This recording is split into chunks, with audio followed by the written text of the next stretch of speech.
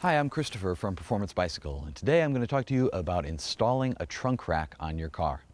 So you just got your new bike, you're at the bike shop, and you're ready to take it home. I recommend riding it home, but if you're not comfortable with that, I can understand that, and the next best thing is to throw a trunk rack on your car to take your bike home or then to take it to the trail the next day.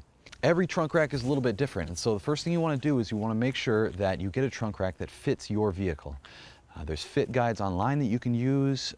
We've got links to them from our webpage. You can also just check in with our Spin Doctor tech support services, and they'll help you make sure that the rack that you're picking out will work with the car that you have. Once you get your new rack home, my inclination is always just to rip it out of the box and throw it on the car, but it is important to read the directions first. Every rack is different, as I mentioned, and the strap setup is going to be a little bit different for every rack. Even the demonstration I'm going to give you today is only really going to give you a baseline and show you some of the principles that we use here to install a trunk rack. So make sure that you learn the specifics of your rack. Now, with the rack out of the box, the first thing you want to do is you want to adjust the feet so the feet sit against the trunk. The upper feet should rest up here on the trunk. Down here at the bottom, the feet should rest just below the license plate. In this case, we've got a solid bumper, so we can sit against the bumper. If you have the option, make sure that your bikes are sitting out away from the car as far as possible so that the bikes themselves don't swing against the car.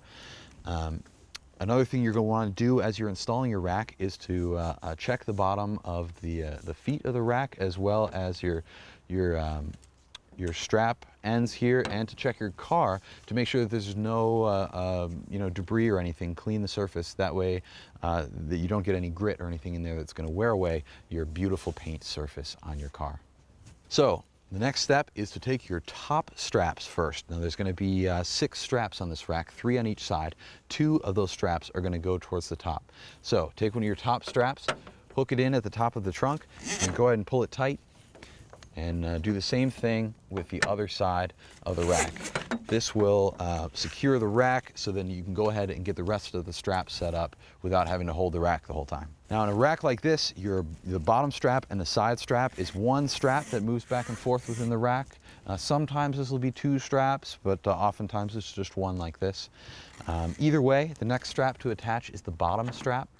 So this strap goes here to the bottom of your trunk, and then you can attach one strap over here on the side of the trunk as well. Go ahead and pull that a little bit tight, but not too tight, because you got to install the other side still. And then go ahead and do the same thing over here.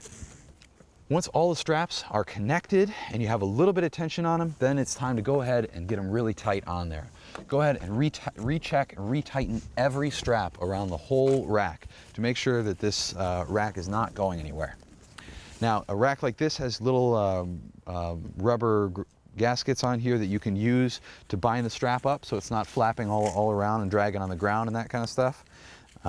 If your rack doesn't have a little strap like that, you can just use some tape or string or whatever you have. You want to make sure that those straps aren't flapping all over the place. It's just better for safety and creates a good clean look as well. That's it. An important safety step once you've got your rack installed is to put some bikes on here and get some weight onto the rack, and then go back through and recheck the tightness of all of your straps, because once you've got bikes on, everything's just going to settle in place, and you want to make sure again that every strap is really tight. It's a good idea too when you're on your first drive with this thing, or periodically even if you leave it on your car for a long time, to go back through and recheck the straps, make sure they're tight. The last thing you want is for your brand new performance bicycle to be left on the road as you're driving down the highway. And that's it. And as always, if you have any questions about installing your rack, just give a call to the Spin Doctor Tech Support hotline or stop by your local Performance Bicycle.